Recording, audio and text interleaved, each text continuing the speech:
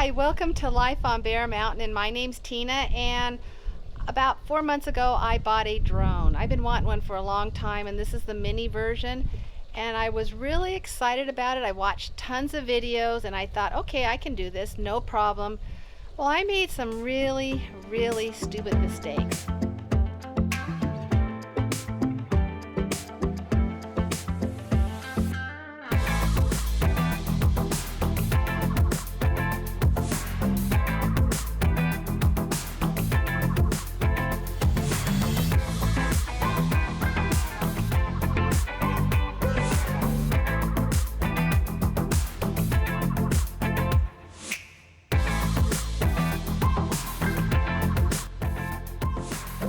Okay, the number one stupid mistake that I've made, and this is the fourth time I'm trying to get this drone up, is taking this little smoke colored protector off the gimbal. Let me show you real quick.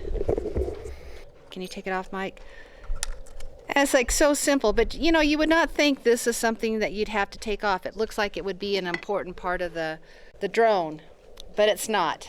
And with that removed, that little camera now can move around and it can work.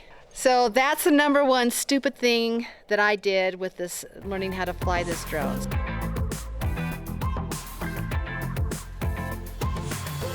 Second mistake is I was flying when it was so bright, and if you look right now here, this is in the shade. You can kind of see a little bit on the phone, but when you're flying, it probably won't even show up here. It's so bright.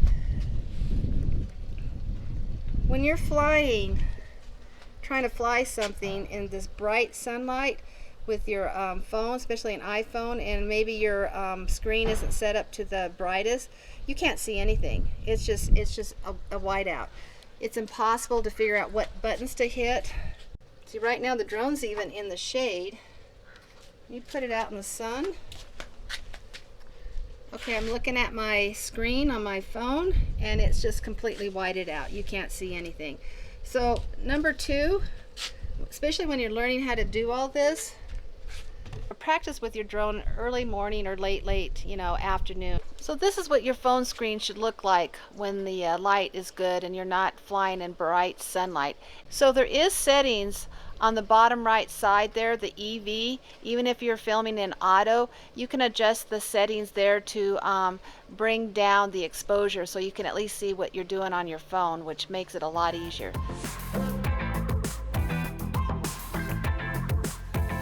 And then another thing I did, another third stupid mistake, there's a setting on there where you say overexposure. You hit that setting and then on your screen for overexposure, everything is like X'd out or sliced out, and that makes it impossible to see anything. And there's, you know, you've got to see things on your phone. You have to push a button to take off. You have to push a button to land, and it gives you all these things that you can do. So you're kind of working in the dark. It's silly.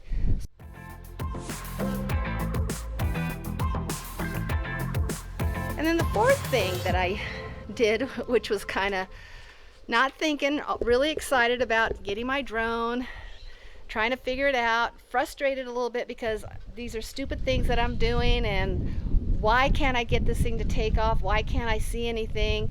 There's even one part where I went sat underneath our little cart, underneath the cover, so hopefully it would shade my phone a little bit so I could see. But we have our puppy with us, and we were just starting to get the drone to lift off, and she jumped for it, almost got it.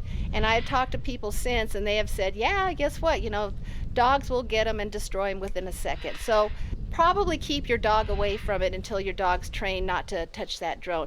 And later on, you know, we had a call with us, and she actually was pretty good. She listened and we were paying attention, and she was curious, but she wasn't going to destroy anything.